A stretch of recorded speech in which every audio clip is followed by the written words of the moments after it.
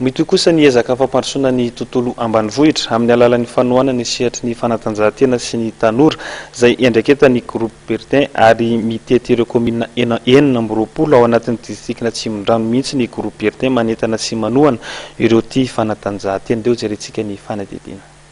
Miroborobo ny sehatry ny fanatanjahantena sy ny fanabeazana ny tanora ao anatin'ny distrikna Tsimondrano amin'izao fotoana izao. Manohana izany hatrany ny groupe Bertin ka kehitriny dia misokatra ny tournoi Bertin Tsimondrano izay andraisan'ny ekipa sy ny kluba maro anjara amin'ny taranjam-panatanjahantena toy ny baolina kitra, baolina lavalava, tsipy kanety be, atotoondry sy ny sisa.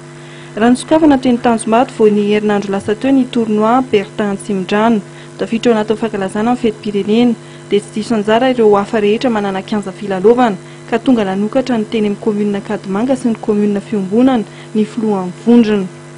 Ny tanjona sy resana dia atoky atao hoe fialamboly ho an'ny mpijery na ny olona ety tanàna, atao hoe fampilalovana ka hisy ny fifankatiavana sy fifanajana eo ambony kianja ho an'ny mpandray anjara.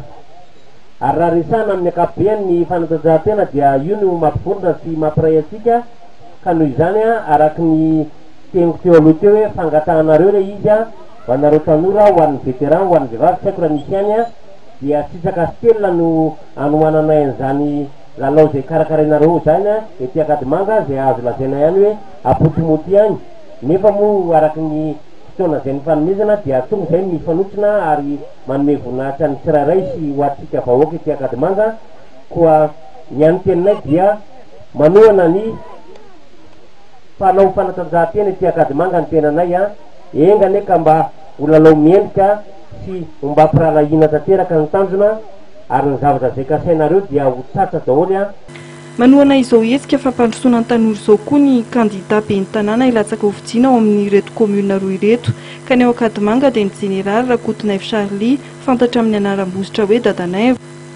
Ary ny eto amin'ny fiombonana kosa dia Andriamatora Andriamanantena Gabriel izay samy mpiara-miombona antoka amin'ny groupe Bertin avokoa amin'ny fanohanana ny tanora sy ny fanatanjahantena. Marina fa aorian'izao fifanitsanana izao dia hitohy hatramin'ny tournoi communal ny tournoi Bertin Tsimondrano.